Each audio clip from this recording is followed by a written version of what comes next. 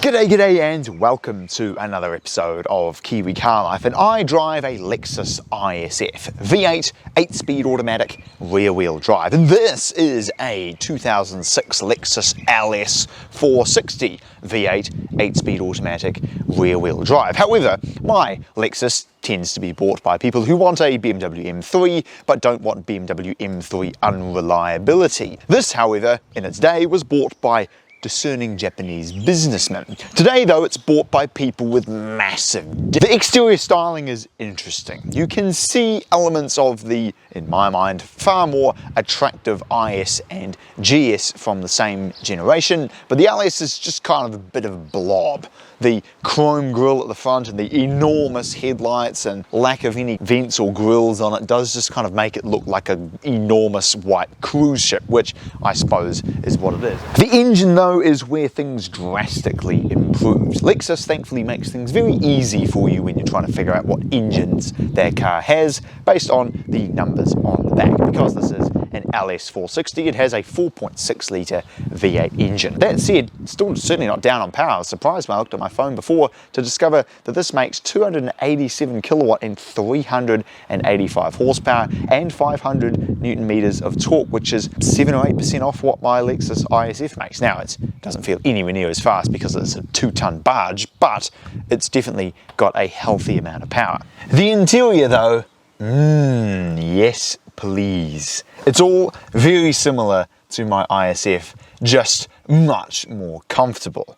The steering wheel is set up for pure luxury. It has adaptive cruise control, which is another feature that my car doesn't have, an electric park brake. It's got adjustable dampers, heated and cooled seats, a rear blind, front and rear parking sensors. The gauges look very similar to plenty of other Lexuses from this era and have a screen in them which can show all sorts of interesting information. The owner of this one has put a Tesla style screen in the middle, which I am not a fan of, but we won't talk about that. The seats are fantastically comfortable, have many hundreds of buttons down here that you can push to get it into a comfortable position, and overall this is a surprising luxury car because normally, you know, the front is fairly sparse and the back is where all the features are, whereas this is kind of odd where all the features are in the front and the back, while very spacious, is actually kind of sparse. And the seats are literally more comfortable than my couches at home. What's this? I've got a pocket in here,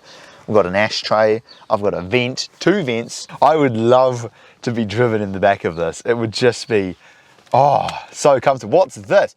Oh my, I've got a mirror, I can look at myself. That's really weird. This is amazing, I love it.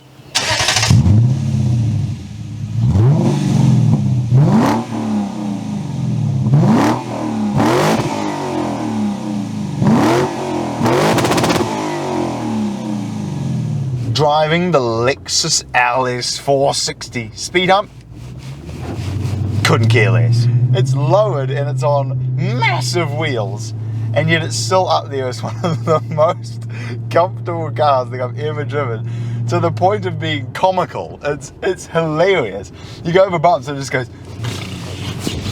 It's just like being inside jelly. You could load this up with all the boys and just go for a cruise. It's just such a good cruiser, you know. Very similar character to my ISF, but just lighter steering, slower throttle response, much better ride quality. The engine, 4.6 litre V8, and there's only one way to see what that does. I'm going to drop the rears a little bit so you can hear it, and listen to this.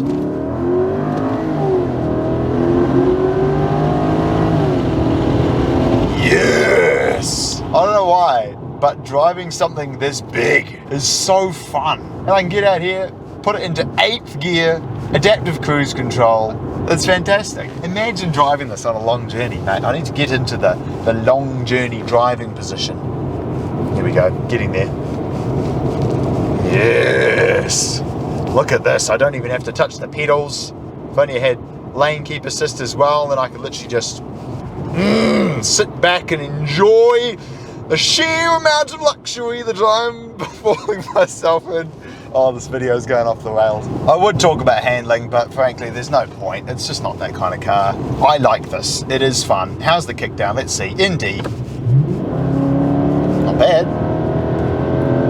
overtaking with this would be a easy peasy, man. I dropped the window a little bit so you can sort of hear a bit more of it. Oh, I tried to match it. Nothing happened because the throttle is about as squidgy as a cheesecake. How's the handling of the LS? Oh, it feels very big. It feels kind of M5-y, but no, it actually doesn't. No, it's just a boat. Oh, but the V8 is good. Sounds good, makes good power. And I have to admit, man, in sport mode, that is good. The LS460, complete opposite of my ISF. It's not trying to be sporty in any way, shape or form. But I have to admit, man, you put an exhaust on it, it sounds great. And if you're just looking for a car that can kind of go in a straight line extremely comfortably, making excellent noises for not really a huge amount of money, I mean, they're not cheap, this is a tempting option, man. It's a really, really nice car. So there we go. Thanks very much for watching this episode of Kiwi Car Life. I hope you've enjoyed it. And if you want to see some more videos that I've created that might be of interest, then click on the links popping up right about now. And I'll look forward to seeing you again next time.